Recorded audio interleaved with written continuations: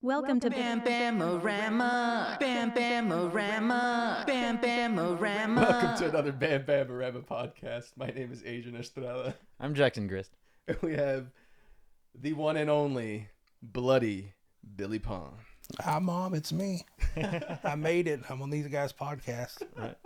I don't know if that's considered making it yet. Oh, no. I was being sarcastic. Oh, I know. Yeah, I okay. hope we don't drag you too far to the ground. Yeah, no, I'm already there. Y'all can help me get up off the ground. That would be good. Okay. Well, thank you so much for joining us, Billy.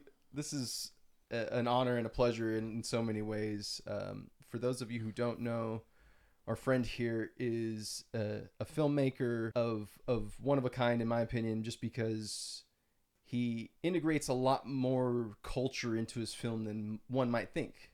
And if you haven't had the pleasure or the chance to check out Circus of the Dead, it's on Amazon Prime and anywhere else. It's almost everywhere, yeah. Okay. Everywhere? Yeah. Okay. Please do yourself a favor, check it out. Billy, what got you into film in the first place? I want to say probably my dad, man. It's like that before the onset of VHS, he was always taking me to drive-in movies and stuff, and he loved horror. So, but once VHS hit, and I was, I don't know, 10 or 11 or whatever, I started renting everything I could just so me and my dad could watch it, you know what I mean? And if I did have friends or anything over, he would sneak off for a bit and show back up with like a mask and a chainsaw and a bloody apron or something just to try to scare the, friends and stuff that would come over. Oh, that's so good. So that got me into haunted houses, and I knew haunted houses was going to get me into movies. Back then, it was easier to do a haunted house than it was a movie. I think it's the other way around now, which is ironic because everybody's got, with their phones and stuff, have, filmmaking abilities right at their fingertips. But back then, it was pretty tough. So, I went through scenarios and scenes in my head all the time growing up and thought this would be cool, and it just kind of started that way. I guess I should say Texas Chainsaw Massacre 2 I saw on VHS, and that made me go backwards, and I watched the first one, and then I fell in love with that movie and the way it made me feel. I love them both, but part one is like, to me, is like real filmmaking, Oh, yeah. That's one of the most iconic horror movies out there. I say one of the most. I think Jaws is the most Yep, iconic. and I love Jaws too. I love The Exorcist, The Shining, some of those early ones. I guess I'm kind of I think The Shining was 80, but I think, mid to late 70s or something. I don't know what it was. Cinema's just a little bit different. It is. Yeah. I mean, I love the 80s. I love the cheese and the camp, but they turned it on big time. It seems like everybody was making a film in the 80s, but then you fast forward to now and you're like, holy shit. There's like 3 billion freaking movies in the world. And it hurts the filmmaker a little bit. It's Right. good that everybody can get something out, but, the quality suffers for sure. Because even in the 80s with the cheese, they were still using, film cameras and all that kind of stuff, and it still looked really cool. I can only relate it to some of the musical aspects since that's what I'm more familiar with, but with the innovation of digital music and AI, certainly more so now, especially with phones, you're talking about filming. But do you like the digital stuff? I personally do not. Yeah, I do not either. I'm an analog guy too. I like that stuff, yeah. It depends for me. I mostly like analog stuff. I got all these guitars. I think there's nothing better than putting a guitar through a tube amp and cranking those tubes. And hearing those hums. Hearing that hiss. But I think I do appreciate some of the digital music. I think there's a place for it, but 9 times out of 10, I'm listening to something with a rocking guitar. You gotta deal with it in some extent, Right. Mm-hmm. unfortunately. But we do. I was recording in this with Thurber T of Pump Jack, and I didn't mic that I was using a simulator, I guess, inside a thing. I was like, what the fuck is this shit? Couldn't take it. I had to go get a half stack and bring it over and put it in another room and let it feed back some. It just didn't feel right. It didn't act right. It didn't act alive. It didn't act electric. You know what I mean? Yeah, it didn't feel alive. I can only imagine that there's some of that sense within, the ever advancing. I'm literally pointing to our third camera being, a prime example. And then, of course, ourselves using myself, the layman, is a great example of being able to create my own podcast, right? Mm-hmm. Right. That's the good side of it. But there's things in filmmaking, it's like, it makes it better, but you can't just say, okay, camera, go film a movie. Right. true. It's always going to go back to something like, no matter the AI or something. I always kid around. I said, yeah, I'd go head to head with any AI and see what comes up, because I like to be like he was saying that I put a lot of the culture into my movies is to think outside of the box, or more realistic and not fantasy or something. I'm just kind of weird that way. It's like I tell people is when I write, I let the scene and the characters tell me within the script where it needs to be going. And I believe a good horror movie should have I had a friend, Ray Ballard, who he's wrote a book too. He'd be a good guest. He says, no, every good movie has a no shit moment. I said, okay, good. I want to put 10 in there. So if one oh shit moment's good, then let's put, a bunch of them in there and see what you get. So I just like that. And if you notice the trend on TV and stuff now, Walking Dead, all that stuff has gone to that point of trying to, get your goat a little bit and try to get you to whoa, kind of whoa moment. So I like to give my friends shit by saying that everything is a soap opera now. Yep. But the reality is that if you break anything down, everything's a soap opera, Yes, because we're all trying to invoke emotion. That so yeah, it makes sense. Yeah, try to keep going, right? Well, it's pushing that envelope too. I mean, look at this. Like when this the newest skirmish broke out and stuff. The beheadings and all this stuff is. When that come out, when they're doing that, I guess about 10 or 15 years ago with those things, and we're new on the internet, and those would accidentally pop up. I didn't like that shit. And they go, well, I figured you'd like that stuff. They're like, oh, hell no, man. I don't want to see real people tortured and hurt. No, that's what a lot of people get that confused. Yeah, I want to watch Saw with people getting their eyeballs sucked through this vacuum, but that's pretend. Yeah, sure. I don't like and that's people hurting. Make me go, because I can tell that they put a lot of time into that prosthetic and stuff. Yeah. Mm-hmm. And they say, but it's like, one thing I learned is, I've been to a ton of horror conventions. And they go, well, of course you're going to say this, Billy, because you're in the horror business. But they're the nicest, sweetest people in the world. That's the truth. It's like you're saying, they don't want to see real stuff like that. I think the real people that want to see that stuff are the ones that are your, kindergarten teacher or your Sunday school teacher. Those are the ones that scare me, the ones that's anti that stuff, because what are they hiding? Right. So if they can't control themselves with the thought of it, I don't think serial killers go to horror conventions. I don't think so either. I really don't either. It's the nicest people in the world, you guys. I mean, like, people bring their kids. I see a lot of dads and moms bring their young kids out there, and I take the extra time and give them, try to give them some. I always make cool things to give kids when they come out to the conventions for free, because it reminds me of my dad. Going to that video store and stuff and picking out a cover. The bloodier, the better. So. I get you. Let me ask you a question about that. Because my son, for a while, he's off of it right now, but he had a stint. He's 6 years old now. But when he was 3 or 4, he caught me watching a Halloween movie. I think it was Halloween Kills that had came out. Yeah. And first he was scared, but then he liked it. Yes. And then I think his favorite movie is either Freddy versus Jason or Friday the 13th Part 5, which. I don't know how you feel about 5, but I hate it. But either way, if you were to introduce a child to horror, and I understand that those might be a little bit much for a 5-year-old, I get that. If you're going to introduce horror to a child, what movies would you suggest? I would start off let me preface it with, I had a grandkid, and when she was that age, she really liked it too, and she liked Jason versus Freddy. It was a real big deal. And she also got into Chucky. It's when they had the characters had more screen time, even like Michael Myers. Mm-hmm. Those were the movies she liked more. She didn't want to see the people talking and building up the stuff. They want to see action and stuff like that. Right. She went through that at a younger age. Then she got freaked out by the stuff, and she disappeared for a while, and then they come back. So it's like that's probably natural and happen. And I got in a lot of trouble for introducing that stuff to him. That she really loved the newest It 2 back when it come out and stuff too. Yep. I try to do like Monster Squad, Goonies. There you go. That's what I would recommend, that kind of stuff, and just let them do what they want to do. I just tell them the truth. I believe I'm not one of those weird parents or grandparents where I believe in like nudist camps and all that kind of weird stuff. But I do believe in being honest with them, and telling them it's like a movie and stuff like that, and explaining her how the movie process works. And we do stuff in my current family with Kelly, who's an actor, and her son, Maddox, who's an actor too. And they just know it. It's like once you've been behind the scenes of something, that stuff don't affect you at all. It's tough to ever feel that in any movies once you've been behind the scenes of a movie. So you just kind of can't watch movies and get that feeling once you've been behind the scenes so much, I get that. Especially for your own damn movie, Like I'll never see my movies like you guys got to see it, Right. I would have loved to seen it that way, but I guess that would be an impossible feat. I really understand that. Yeah. Yeah. But it's like your music too. Yeah, exactly. You seen it come together. You knew when it was something else, and it's just different arrangements, a piece that was rewritten or completely removed, etc. I mean, all sorts of stuff can happen, and I do when I do music though. I leave it up to like Thurber.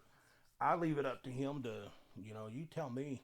Now, if I don't like something, a solo or something I do or something, I'll say so. But, other than that, I got to trust to, somebody else. Because if it was me, I'd pick on that stuff forever and ever and ever. But sometimes you just got to have a good circle around you that you can trust, and they'll be honest with you. Yeah, that's a big part of it is, everyone's got an opinion. It's a matter of the circle that, it's not opinions that count. It's just there's certain nuances to the delivery of it. You need the people that are going to be honest with you and help you make it better. You also need a little bit of the hype crowd too. Sure. Yeah, cheerleaders. Yeah. Now, real quick on a tangent with Thurber. Last time I spoke with him, he wanted to start a funk band. Is that what y'all are doing by chance? No, he's helping us in Corn-Fed Cadillac, my band. Oh, okay. Because we needed a bass player. Roy Shuck, a.k.a. Paul Scullett, talked him into playing bass and recording us. He's a good bass player because he loves funk and stuff so much. But no, Thurber... The best thing I say about Thurber is it'll be funk one day, it'll be disco the next day, and that dude's sitting on so much original music that he's wrote and recorded in there, and he's getting ready to put out a bunch of stuff. Now, my favorite is his rap. Yeah. His 90s rap that he does, and he's so good at it. What was that one he did? It says, don't give that bitch no money, buy yourself some rims or something, but it's golden stuff. I mean, we brought in stickers on our feet, and he's got like this 4-inch, he calls it toe deep swag carpet in his studio. Okay. And when we were walking through the yard, middle of Odessa, the damn stickers, or I don't know what they're calling that, those whatever they are, and they get in this thing, and he'll get one when he's barefooted and get all pissed off. But he wrote one about respecting his toe deep swag. no toe deep swag respect. But Nice. if you ever get a chance to hear those rap songs. Well, y'all need to get him in here. I was gonna say now that Yeah. you bring him up, I don't know why I haven't just reached out to him because I do know him enough that I could. Yeah. Well, tell him Bloody Bill said you need to get on that show. He needs to get on there and talk about what's coming up because he's getting ready to launch his Pump Jack stuff too. Yeah. I go, dude, you got a lot because I'm a big Pump Jack fan. Sure. I'm not just when I moved down here, somebody dragged me to a concert in like '98 or '99, and damn, I love them. It was kind of like a White Trash Pantera. Yeah. A Whiter Trash Pantera. Whiter trash. It just resonated with my youth. So, no, I really dug it. So, he's a good dude, too. He played with us out at the fair, played bass, so Nice. I got to play in a band. He played in a band with Dimebag. I played in a band with Thurber, so. Nice. By osmosis. Yeah, but no, I could be recording something, and he goes, that ain't no Dimebag music, Billy. You need to do that again. I said, all right, so but you got to defer and listen, so. Yeah. They're on the soundtrack, too. Yeah. Yeah, I was gonna say we had heard that in there. I was like, I'm Esau pretty sure. Ramirez, he runs that barbershop. Mm-hmm. Bueno Suerte. Yeah. Good. Maybe one of the nicest, sweetest guys in the world. I love Esau. He's so good. But I said, when we're doing the music, when you make a movie, you do a lot when you're an indie director. I mean, you're snaking toilets and everything. But Esau just said, dude, I said, I trust your taste. I said, I just want some weird, stuff for music. And I said, my only, stipulations is Texas bands, So I put the Pump Jack in there, everything else he come in. But he come in with that Beaumont song, If You Ain't With the Lord, You're Fucking Fucked. We put that over the credits, and I mean, it's been good for them, good for us. And Hell yeah. everybody loves that song. But from the Goddamn Gallows, Pinata Protest, there's some really good stuff in there. Who's that guy, Bob, in the Crazy Carnies? Bob Wayne was in there, yeah. A lot of good music in there. And that was all Esau did that. But Nice. he did everything on the set. I call him the MVP, set dressing to everything. I mean, God, he did everything. Total MVP. And he was in there too. He played 2 different parts in the movie. Yeah, we caught him. I And, caught one of them. What was the second one? You saw the one where he's a circus worker and he picked up that card out of the ship. Yes. The other one, he's a Mexican talk show clown on TV and that where everybody's cut up. Yeah. Well, see, it's this what's happening in part 2 too that I'm writing is you have to be careful because you Easter egg yourself in the butthole. And the first movie come from a fake trailer when Grindhouse come out. You remember with Planet Terror and Death Proof, and they did. Actually, it's ironic because Thanksgiving was a fake trailer and it just come out. Yeah. But those fake Grindhouse trailers are like epic greatness. Well, the one that won that contest back then was Jason Eisner's Hobo with the Shotgun. You remember I always like going, Hobo with the Shotgun. Remember that? Yeah. But then he went and made a movie, Rutger Hauer, right? But the trailer to me had all the magic. Right. Well, I made a trailer too for that contest. It was called Circus de la Muerte, which Circus of the Nice. Dead. Let's see where this started. And the stuff that we had in the trailer, I tried to squeeze in the movie. So the only way I could have a Mexican man say, "Those clowns ate my wife," was put it in there. So Esau's on there going, and then they're holding this old Mexican guy back, and he's saying, "That clown ate my wife," you know. So that's, as I was trying to be creative, trying to get this in there without jeopardizing, you know. I really do love that it was all the workaround to make that line work. For Right. It I was love so that hard. too. One of the guys, he's gone too now. I can't think that guy, the old guy, he's passed away. But gosh, my dad's passed away. There are so many people that had cameos in that first movie that's passed away, and one of them turned hardcore Christian before we did the sequel. But in the original's fake trailer, he said a cuss word. But then, for the life of me, I couldn't get him to say that cuss word or anything. So that was only one of the little burps we had that I couldn't get that line in there the right way. So Damn. yeah.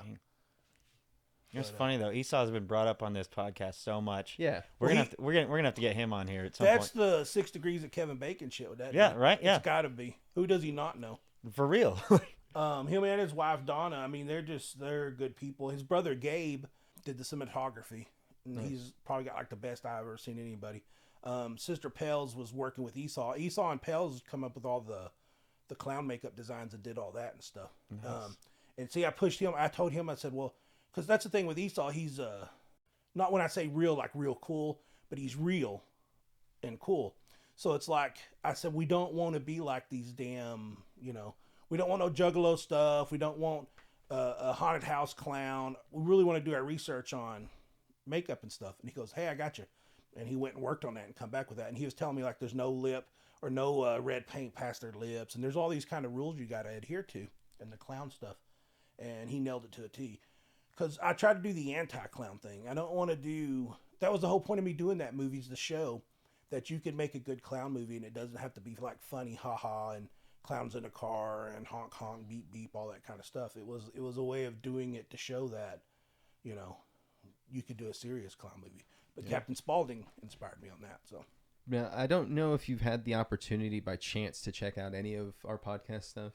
No, dudes, I didn't even freaking know worries. y'all before today or That's okay. anything. That's fine. That's That's fine. all right. When you wrote, I even thought you were somebody else. Right. And I was thinking, why is my fucking dude talking to me all like straight stuff? I wonder if he had like head trauma or something. And I didn't know. Oh, and then I different realized, like, oh, wait, his is something different name. And I was like, oh fuck, who the hell did I talk to?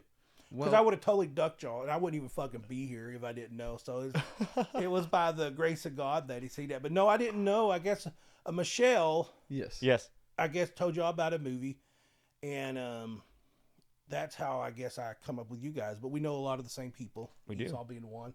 Well, part of the reason I'm glad you brought up the message, because in the message you offered a cameraman position. Yeah. And then you had to kind of redact. Yeah, I thought it was sorry, the wrong agent. You got excited? Well, we do like to try this thing called weaseling on this show, where we try to at least get you involved with something we're doing, or vice versa. Right.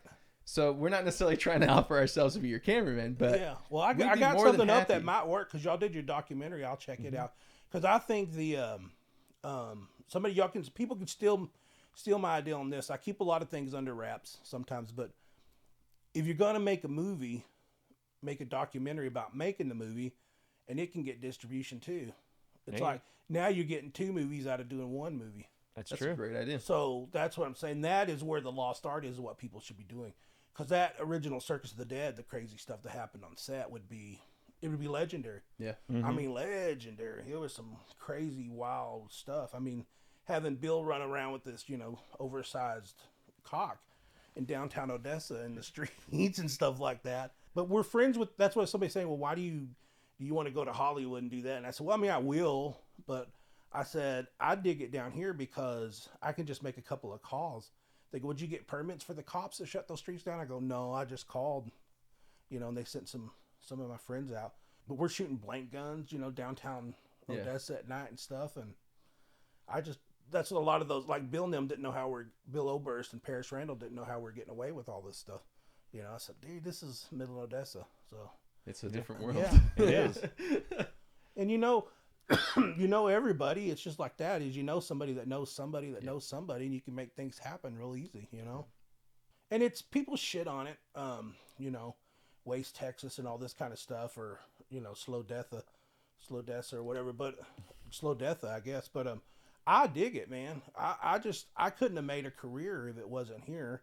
Now, did it give me cancer being here or showering in this, you know, Chernobyl water? I don't know. But I mean, that could be what doesn't give you cancer, Right? You know, peanut butter, everything gives you cancer. Shoelaces. So I'm saying it's like he's not wrong. Our water bill has a cancer warning on funny. it. that's Like, really. Well, it's there just- you go. Yeah, like It's just You don't the know. presentation is great. I'm in that Roundup lawsuit. You know, when I was in my early 20s, I worked on this farm and I'd carry a backpack in the summer months spraying that stuff, and it was sometimes it'd slosh on the back of your neck, and it'd go, man, that feels good. And I'd not knowing, like, oh, maybe you get cancer from it 100 years later. Who knows? You know, is it the stars in the sky? What is it? But no, this town, it gets a lot of Midland, Odessa gets a lot of you know, shit talking, but I like it, man. You know, my heart and everything's here. You know, it's just, I met some of the best people I've ever met in my life. That's become my family and stuff. You know, there you go. even my girlfriend, soon to be fiance, she come in from South Carolina, and she was thinking, you know, Dallas, Fort Worth, Texas. That she goes, this isn't what I expected Texas to be, but now she's all about it because it's just like she says, it's just a little different, and people are nicer than what you think. Yeah. That's you go true. somewhere else, you'll figure out they're not as nice. You know, I mean, you got your asshole days with people, but for the most part, people's nice. Yeah. You can meet people one day and end up on their podcast. There you go. You know, in a blink of an eye. So that's what I'm having troubles with is memory and stuff. Like I'll be out somewhere, somebody go, Billy, Bloody Bill, what's going on? And I'm like, hey, what's up, man? I'll shake gosh. it, and then she'll go, hey, who's that? And I go, man, I can't remember to save my life. We had a stint where we were entertainment DJs for a while. Yeah. And I don't know how many times people would come up when we're somewhere else. People would be like, hey, you guys are DJ Scrambled Eggs and Hash. And I was like, yeah, I don't. We sure are. We sure are. You people. I mean, you know, I was 7 shots deep when I met you, so I don't fucking. You fake it. Yeah. And then you just never know. And it'll come back to you in 5 years. You go, oh, Yeah. I remember now. That was Yep. my Aunt Bertha. Yeah. I mean, you know, we talk about Thurber. The next time I talk to him, I'm going to have to throw out how he remembers me. Yeah. It's just how it is sometimes. No big deal, you know? That dude's a character and a half, man. Who's not a character? There you go. There's the secret we just figured out. To what makes this place special is the damn people. The Everyone's got a Esau's, the little something. Thurbers, the Roy Shucks. You know, it's just there's some hellacious characters down here. Now he was telling me too. I don't know if I give too much away, but you know, Rita's been on that tour, Dimebag's, you know, old lady, and she come through and stopped and caught up with him and had dinner at a local restaurant. Like, you just never know what's happening behind the scenes here in Midland, Odessa. You know, even big news is gonna, you know, come out of it and stuff. So, And that does bring me back, and I hate to steal the light again, but I do want to, because we weaseled into you a little bit. Yeah. I want to offer a weaseling back. Okay. You have a band. yes. If you're interested, Yeah. we are in charge of a 10-band festival that's coming up at Pat's Place, Okay. July 1st. Okay. James Morgan from Chromoly, you know him? I used to sing for Chromoly for a little while. Okay. So we kind of got that good That's connection. Chromoly. That's like been around since the 60s. They've been a while. They've been around Yeah. for a while. So if you're Yeah. interested, we've June already 1st. got Yeah, Nightmare send me that Canvas will be there. info, and then we'll do. Maybe I can try to get the kids' band in Viticus. I He's would- got his. I didn't know that was your kid specifically. Yeah. Okay, yeah. He's something special, and I ain't saying that because it's, you know, my stepkid. It's just he's that good, you guys. He's been playing a year. I mean, we've got plenty of spots, so yeah, more than happy to again bring back the weaseling. I call it weaseling. It's a fun way of bringing this it's conversation. Good. Yeah, no, yeah, we'll see what do. Is our only thing we'd have to find a bass player, but we could probably do that. So, Depending on how many songs I volunteer as Okay. tribute, you know, type thing. So well, that's even Maddox has been learning that. That dude's learned to play drums, bass, guitar, and stuff. But guitar, he played Seek and Destroy with us out at the fair. Nice. After playing 6 months. But like, you guys don't understand stage presence with this dude. Yeah. I don't get it. I mean, I know why I don't have that energy. He's gonna make it, I think, in this business. Even Thurber would probably tell you that he's even wowed Thurber. So very cool. yeah. That's cool. So yeah, I mean, don't let the bass player thing stop him. Okay. If that's part All of it, right. you know what I mean? All right. Yeah. It's the only thing that stops us in our band is that we're old and well, do you want to do that? Well, I mean, I was gonna, you know, spend time with the wife, and then the Yep. other person. It's like, it's like when you get old. That's what I was telling Maddox about a young band. You'll do anything, play anything. You just don't even have to check. But when you're in the one with old guys, well, let me see my Rolodex. Mm-hmm. See what it is. But yeah. So yeah, I'll send it to you sooner than later Do to it, help yes. with that. Mhm. But yeah, July 1st, so that you know June. what we're talking. Or June 1st. I'm sorry. You're good. Did I say July 1st? Yeah. My bad. So we're still a good ways away from that. We can make that happen, I bet Sure. you. Yeah, it's going to be a lot of fun. Was it benefiting anything, or it's just a one-day thing? It's a festival. Our goal. It's benefiting. Here. Yes. Our goal is to highlight original music bands in Okay. West Texas Okay. because West Texas, not to trash West Texas, but West Texas falls in love with what America gives Mm-hmm. around. And, most of the time you can only get a gig if you're a cover band. Yeah. We want to highlight people who are making music, Okay. and that's our goal with that Awesome. one. So tell us a little bit more of the sequel.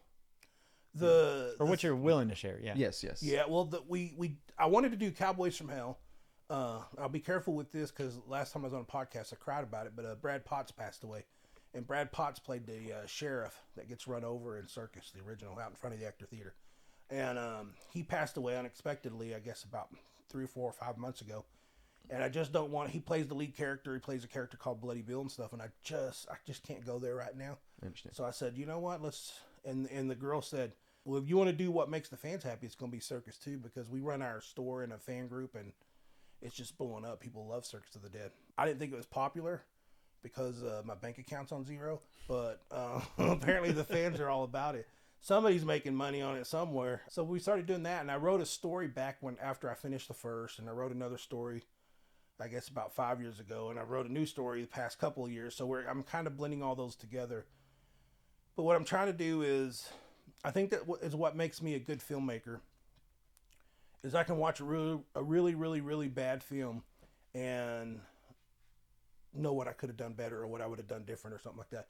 And everybody thinks they can do that. It's like, what did they do in Vacation? The little girl said, my dad says I'm a good kisser. It's like, I know it sounds kind of ego-filled me saying that, but I can see where they went wrong. I'm pretty good friends with the Terrifier guys. And I just watch what they do, and they get knocked a little bit for plot and stuff, and lack of, but their effects, you can't say nothing about it, especially that new one. Maybe that was a little long. So it's like I take all that into consideration, and that's what I'm trying to get right in it, is to make a good solid movie that happens to entertain a wider piece of the horror pie. Mm-hmm. But I will not take any shortcuts or any shortcomings when it comes to pushing the envelope. Kind of stay true to what I do on that, and that goes back to what I was saying, is just the world is a dirty, nasty place. It's like, I think we can handle it if it's fake, so the original one had that baby being slammed by Ryan Clapp, Noodle Dome. Yeah. And when I go to these films, I've been to I'd probably say at least 40 or 50 film festivals where I had to screen it and stuff, and we'd lose most of the people, get up and walk out during that, and stuff. People, a lot was the rapey stuff in it would upset people, or that would upset people. So it'll still have that pushing stuff. I still try to do things as tasteful as possible. The only reason the baby slam happened was because Ryan was being a bitch out there, and that kind of stuff bothers him. So the only reason I was yelling off camera at him is throw the damn baby on the ground. Because if you know Ryan, he's the biggest damn teddy bear in the world. Sweetest guy, and he just didn't want to do it, so I did it just to be a dick. And I put Honestly, I already appreciated it and laughed when the baby hit the ground. Yeah. Maybe I'm a terrible person, I don't know, but hearing that story makes me love that even more. Well, then I started, so we did that, and then there's all the other clowns. I said, okay, come up and do this, and like the little dwarf come up and had a little coat hanger like that, was scratching as you got an itch, and then I told Mr. Blister to put a lit cigarette in his mouth, so it was dangling upside. I had a little cigarette, and Papa come in here, and he had a loteria card that had baby on it, and he goes, it's not in the cards, kid. So we're just, there's so many outtakes on some stuff, because I was making up stuff behind the scenes, just to be funny. Oh yeah. Mostly is just torturing people. Like Parrish, the story I like to tell in there, and it probably traumatizes him. He was locked in that chair when Popcorn was talking to him, and he pulls out his wife's head with the vagina sewn in it and fucks it in front of him. Yeah. And that was my favorite scene. It was Because it hilarious. is fucked up. I was that's like, oh! Well, Noodle Dome, Ryan, he makes his character. He makes these. Not Ryan doesn't make this, but Noodle Dome makes these. He sewed a head into it. The backstory on that is it was the effects guy did it wrong. It wasn't supposed to be vertical. It's supposed to be horizontal. And the joke was something that come from. Well, I'll use the term an Asian person. And so it's supposed to be horizontal, so the sewn in there. But he called that toy a Penelope was her name, so you get it. So, but that was actually Tiffany, who was his wife. Well, anyway, Parrish wanted to stay in there and stay in character, and he was handcuffed to this chair. And anytime he'd take a break, we'd stick his big gulp somewhere near him, and he would, because that's all Parrish does is drink Coca-Cola. Man, he's like Coca-Cola this, Coca-Cola that, and but he was tied to that chair, and he goes, I want to keep my tears up. Y'all just go take a break, and I'll be right here when y'all get back. I said, all right. So I backed my ass up to his face and ripped a fucking fart, and then walked off, and he just. So those are real tears of pain and anguish. Like that, people in the movie business are like him and Parrish and Brad and stuff. It's like all of them, Patrick, Ryan. They've become like family to me, you know. Mm-hmm. And it's really sucks on part 2 is like, how do you cast these people you killed in the first? So yeah. I go, well, it's been 10 years. A lot of us don't look the same, but that's a good point. Parrish says, he goes, I know it. You made it look like I shot myself in the head at the end, but technically you never see me do it. I could have just fired the thing and got arrested. So we'll see. Yeah. I'd like to have all these people around. It's hard to go do it. That's what makes me suck as a filmmaker. I'm too damn nice. I get that. You know what I'm saying? You don't want to. Somebody come like Fred Urban. Did y'all know Fred? Talking about he ran OSW wrestling and stuff. Remember Fred? No. Good friends with Bo Perez. You remember Bo? I remember Bo. I know Bo. Bo let us use his Camaro for the movie. Yeah. Okay. Nice. And when he did it, it was, I go, how much you want to? Here's the keys. I go, we'll bring it back to tonight. We might need it tomorrow. He goes, nah, just bring it whenever you're done. So we just wrote it into even more because that's Bo. I also want to. Man, I really loved like the speed up, the ramping that you guys were. Oh man, it looks so cool with that. But that why car. did we have to speed it up? Traffic? No, we had to speed it up because fucking when Ryan got in there, Ryan Clapp, the suspension broke in the front, so we couldn't go fast because it was touching the damn ground. Oh, fucking Ryan! Man. You know how hard it is that dude get in and out of that car too. I believe that was big hard. ass clown shoes and shit. Now Rusty played Mr. Fist or Mr. Blister. He got out one time and tripped, and all you see is you hear everybody laughing off camera and him just fuck y'all. He goes, "Do you even see my shoes?" And I go, "No." He goes, "Why can't I fucking take them off in this scene?" So I was like, "There's a lot of funny stuff like that." Because you can't maneuver with clown shoes. Yeah. I bet walking in those things suck. It did, but I'll tell you this is I didn't buy the cheap ones you get at Spirit and shit like that. I went to, it was like Argentina or Brazil or something and ordered professional ones. Nice. Yeah, it was like almost like $200 a pop. Yeah. And But then that we kind of distressed stuff them. makes a huge Detail. difference. It really does, Detail. Yeah. You can't, I see so many clown movies and they're wearing these little cheap vinyl shoes. I go, because I got a haunted house. I get a lot of that stuff just to decorate mannequins and stuff with. They wear out on a mannequin that don't walk. I can imagine what they would do on a human trying to walk all night on them. Wow. So, but now as far as the comfortability of them, I guess we have to ask them sometime and see what they say. But if I knew it hurt them, I'm okay with that. I mean, what? That's so good. Art is suffering, right? Yeah. Well, it's just more fucking with your friends is what it Yeah. is, 'cause Right. it's fun to do that. Rusty, Mr. Blister, he didn't smoke in real life. So we'd have to watch the continuity of a cigarette, which sucks in a film, when you're filming where it's at and all this kind of stuff. So, but I'd watch on a take and he would be a background smoking a cigarette. And I'd watch him. He knew his fix had come and I wouldn't call cut even though it was clearly over. Yeah. I'd just be watching him in that monitor and I go cut. So I just, as much as I could torture the dudes, I would just torture them. And Ryan had, during that scene in that convenience store, dude he was passing kidney stones. Oh shit. Oh, really? Yeah, he's off camera. He's like, and I go, stand by, and he, it's like, it was crazy stuff. Yeah. But I was wondering, before I announced that I was going to do part 2, I reached out to them. I said, Ryan, you in for part 2? Yes. Yeah. Well, Rusty? Oh, I guess so. I guess so. Ryan, we fucked with all the time. We were younger. We worked for CBS 7, and he had always, anytime we'd have somebody new working with us, I go, I said, I bet you we could drive over Ryan's foot and he wouldn't get mad. And he goes, so he goes, no. I go, yeah, watch this. I go, Ryan, can we run over your foot in the station van? Yeah. We'd do that. If his wife knew, she'd get mad at us. But, or we'd say, Ryan would go, I'd say, hey, if I get a large pizza, I said, I'll get you a giant pizza if you eat it all. And it's like, it sounds fun at first because you go, man, I'm really hungry, but that's painful. Yeah. I thought that dude was gonna die after that. That was the last time we did that. Now we're both so old and stuff. You can't eat as much as you used to. You just don't. You can't do it. It's not the same. Right. I always wanted to eat that big Texan steak. Yeah. Dude, But yeah, now- I want to try that, but I don't just think I'd be I able can to. anymore. Yeah, there's no way. But I would have looked like The I old always days? wanted to. You know what's crazy though? Right now, I think I would have a better shot of it than I would have like Maybe. 8 years ago. You remember how little I used to eat back Well, in the you day? had a thing, right? I don't remember what my thing You had was. an ulcer. Yeah, I think there was an ulcer or something. Well, that chemo jacked me all up. Things ain't been the same since then. The bright side is it jacked me up so much in my stomach, I don't keep things very long, so that's helping. They go, Bill, you're losing weight. You're looking good. I go, yeah, I'm dying. So, thank you very much. Yeah. It's tough to stay alive, you guys, the older you get. Mm-hmm. Friends' parents are passing away, and I lost my dad this past year, and Brad. I'm the next generation heading that way. I'm in my 50s, and I noticed too, it's people in their 60s when it starts speeding. Actually, every year it starts speeding up. Yeah. You lose a couple of friends in your teens accidentally, in your 20s here and there. They're intermittent, but when you get your 50s and stuff, they start passing quick. The Bo and the Fred, they're both in their 40s, I think. Maybe Bo was in his late 30s. I don't know. But no, it just sure sucks, though.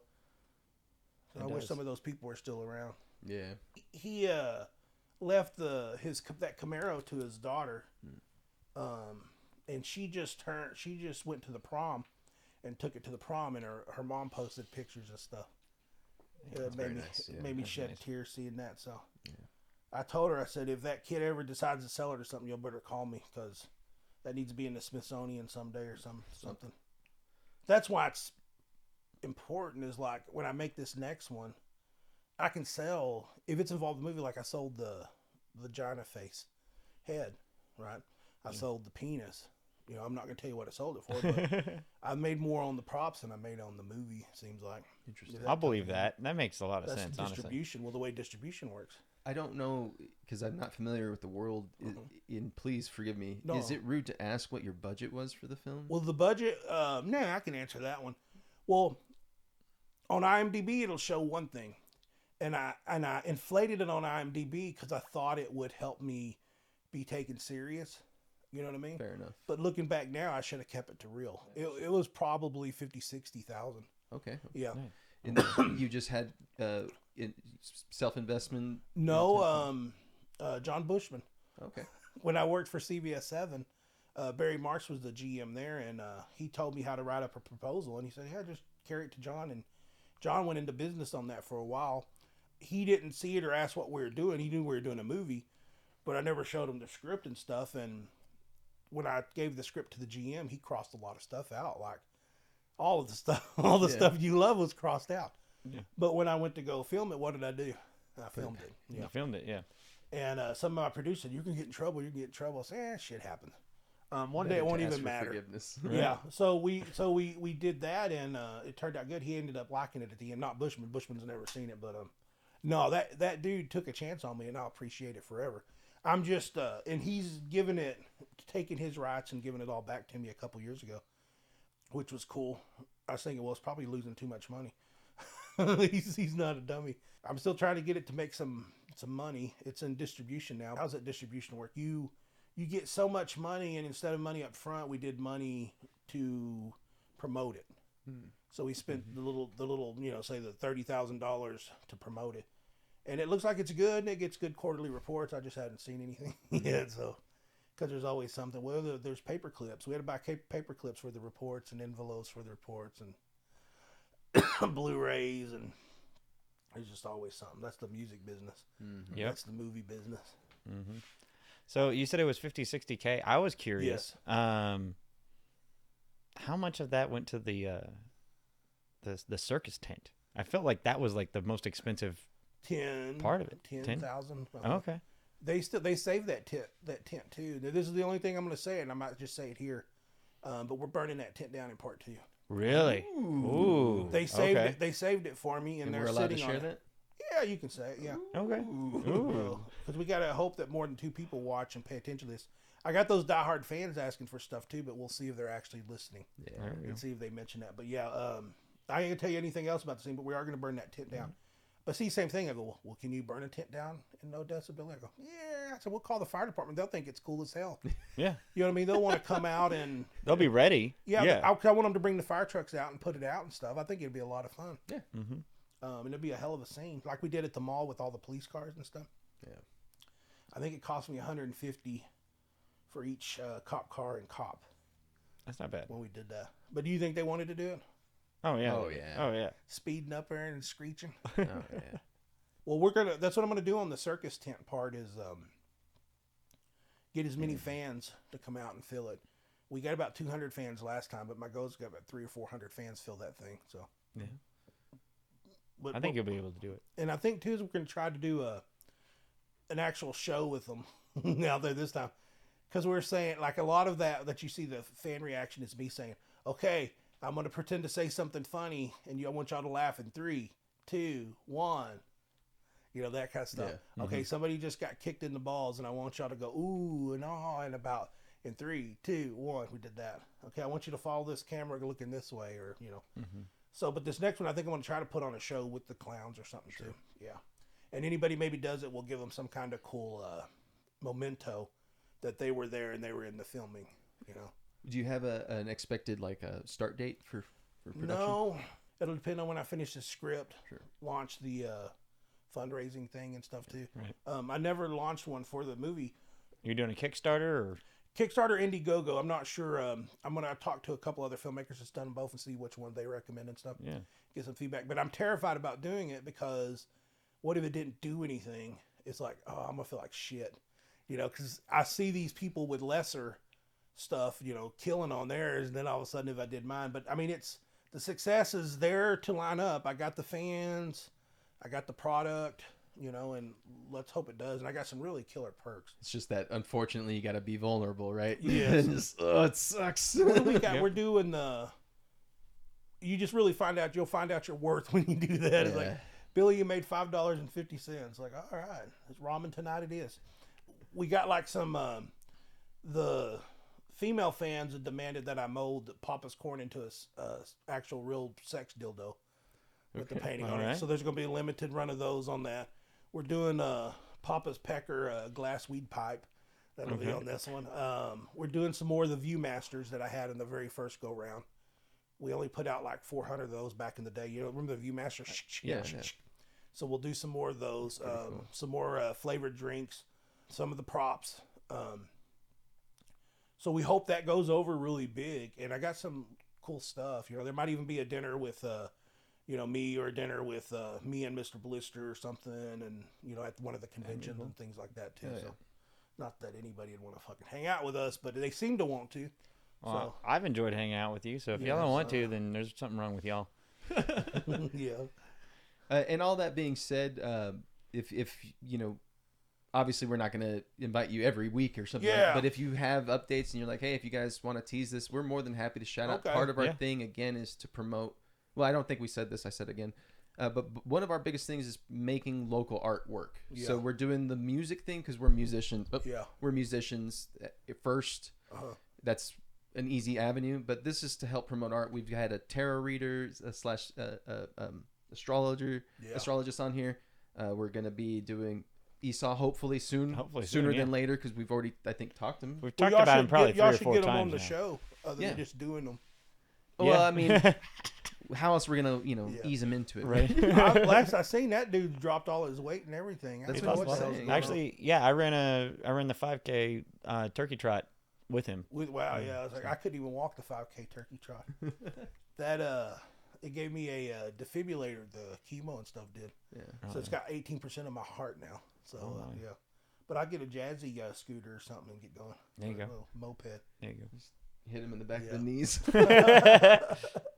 But yeah, if you ever have updates, we're more than happy to shout it out. And Yeah, stuff. well, that might be fun during the movie and actually making the movie. Sure. Absolutely. Come out and set up on set or something. Do those. We get the other stuff, and maybe that's how we'll turn all that into a behind the Yeah, we can do a behind the scenes. if you or want us to do documentary. some stuff like that too, we're happy to help as much as we can, right? Well, I'm telling you, those making of things would be more interesting than a lot of these indie movies I watch. Yeah. I think a lot of people love the idea of making of even more than the actual product. Yeah. Hollywood's one thing, but there's something magical about indies and the shortcuts and the bullshit you got to put up with, you know. Yeah, I mean, depending on when you're filming too, if you want us to be the making of for you. Well, that's what I was thinking. Yeah, Yeah, maybe we'll do yeah. something like that. Yeah. Absolutely. More than happy to. For sure, interviews and stuff on the set and stuff, because that's something I wish I would have had from back then. Yeah, it'd be nice to have some recap on. Don't I say, y'all get the fuck out of my face. I remember getting in a fight with my crew and everybody out in front of the Ector Theater that night, and so we were doing one of the effects, and Brad got run over, and they put shoes out there when we did this effect, and it was like these shoes tumbling, and I go, he's wearing fucking cowboy boots, y'all, but it's like nobody's gonna notice. I go, I fucking notice. Right. So, Me and him butt heads on things like that all the time. I'm like, no one's gonna notice this stuff, and he's like, I'm it very matters. particular. yeah. I mean, the fact of the matter is, you're only going to have like 5 or 10 fans that actually catch Yeah. that. But those 5 or 10 fans are going to really appreciate you. That's my argument, is that those are the ones that produce more fans. Yeah. Yeah. Because those are the ones that are like, look, they paid enough attention. Everyone needs to come see this. What I learned is it'll have to be a compromise. Sure. You win some, you lose some. And we definitely And have. I'm good with that too. So I've learned that since the first movie. Yeah, and I think that's if you have like a working relationship, it's healthy to have one that tries to push and then the one that pulls, and then you meet in between anyway, naturally. Well, this movie was going to be made. This first movie was going to be made. I spent every last dime I had, everything I had, and even money in life. I think that's what's giving me cancer. But and I thought, I babied every fucking step of before, after, and everything, and still got screwed over on the back end of the other thing. So it's like, I don't take it I take it serious, but I'm not going. I'm just saying, I'm not going to sell the farm on it. I'm just going to make the best damn movie I can make and let the chips fall how they fall. So At least say you did. I get that. Yeah, because you can't. Sometimes you got to know when to move on to the next thing. It's like you waste so much time on these passions sometimes, on little bitty things that won't even matter, and you gotta learn to enjoy the little things. Sitting under a shade tree, listen to some of your favorite inspirational music, the things that made you want to play your music, is what I find myself doing a lot of times. So I'm just taking it easy, drinking some unsweet tea. So I go back to that old Delta blues, Robert Johnson, all that stuff too. Ooh, yeah. Like when I'm just stuck on that stuff. I always feel like when I get just a little bit older, and I say this too, I'm probably a fucking couple years past due, should already be doing it, but just me and a guitar playing old stuff, trying to keep that old blues alive. So Nice. I think that sounds like a good time. That certainly does. Oh, I'm sorry. So I was going to ask you, we know Circus of the Dead and the sequel's coming up. Did you mention I think before we started talking, you talked about another movie a little bit. yeah, right? Cryptids. Cryptids. So Yeah. Can you tell us a little bit about that one? Yeah, Cryptids is pretty cool. It's done by Zane Hershberger and Justin Seaman, and they did The Barn 2. You ever heard of that? It's kind of come out up north a little bit, but they're real good people, and they invited me to be a part of this thing and this anthology, and we started filming it like days before I was diagnosed with cancer back then, and so I'm talking like 5 or 6 years ago. It was a long time ago. It's fine, and I had Esau. He's playing the starring role in it, and playing a barber, so it's a stretch. Yeah, I don't know if that's believable. Yeah, but he and a lot of other guys, local too, Aaron Stedman. But anyway, it's finally coming out, and they got to play the lead in the movie, Joe Bob Briggs. So it's worked where it looks like Esau's talking on the phone with them, even though we shot it 6 years ago. So that's fun. the Esau of old. Yeah, It's Esau like, of who's old. that? Yeah. And But you said you did that one. That one's been in the film festival circuit for the last few years. They've just been doing it. They've only put it out like 2 or 3 months. It's Oh, only really? Maybe a month or two ago, but it's killing in the film festivals right now. Okay. Yeah, it's winning Best Feature and all that stuff. Is there an opportunity for us to see it right now on the outside? Not yet, but I think like within the month it's coming out everywhere. Okay. And Cryptids, It'll be on correct? VOD. You told me you weren't going to tell Yeah, me. I'm sorry, it's a slip. It's on all that stuff. They sent me like 800 covers to VHS, DVD, Blu-ray to sign. I'm one of 6 or 8 directors on it. That's pretty cool. So I like each projects Cryptid like that. has a different one. I like them too and think they're cool. I feel like I'm the weak link. I feel like mine's gonna suck. You have to let me know and be honest. It was a dark time for me. I don't want to make excuses, but I think where it's hard is they had people start and drop out. So where those anthologies sound good in theory, I think it's hard as fuck to get people to get their stuff done and everything. So I feel, and even too, as I had it all in an old computer that blew up and crashed. So I had to find the original and start over. I mean, it was a nightmare just on my part. So I can't even imagine what those guys went through. They always said it wasn't me holding them up. I went through cancer, divorce, and everything just after that, just to get that movie out. So it's been a long time in the making, but it's kicking ass in the film festivals. And he sent those posters and stuff to sign, and they sure are pretty cool looking. So I hope it does good. Well, we're definitely going to look out for that. We're going to plug it in to whatever episode is going to be appropriate to make sure we're getting some of that fluffed. Absolutely. Billy, we're about out of time, my friend. All right. Thank you, Jesus. We definitely appreciate you being here, man. Yeah, and it's good to meet you. I think I know you better, and I should remember. If I run into you at the store, I better remember now, right? Well, it'd be better than what Thurber does. He remembers me of the guy who looks like the singer from Clutch. Oh, he loves Clutch. I know. So at least it's a good thing to remember me as. But we'll be good if you don't, man. No worries. We're looking forward to seeing Cryptids. Definitely looking forward to Circus is Dead too. Hoping that we can be there to help. We're going to film it all local. Yeah. So they're trying. An investment group was trying to get me to New Jersey for it. I go, I got to do it here. Yes, that's where the magic is, and it's just where Circus should be. I mean, so and I know we're wrapping up, but I do got to say that was one of my favorite things about the movie was seeing locations that I know. Oh yeah. Like that was really fun. It's even funner when somebody writes or puts a review. It's like, I fucking live here. Holy shit. And I don't know them or nothing, but they say, oh my God, I saw this, I saw that. And look at the Ector Theater then and now. Whew, it's totally changed. Oh, yeah. Thank God we got in there and did that. We did a short film with Ray Ballard called Lucky Jack with Rusty Edwards, who plays Mr. Fister and Mr. Blister, starring as Lucky Jack in it. And it was filmed in the Ector every square inch. And now the Ector's it doesn't look the same in there anymore, which is it's a good thing. Yeah. It's a good thing. Keep it alive. Yeah. Right. Absolutely. So make sure you guys are checking out some Bloody Bill. We're going to get you all the links in here. Yeah. Make sure you go to BamBam-O-Rama.com to find the links for other podcast episodes, our YouTube channel, and our Twitch streams. We love you guys. Love y'all.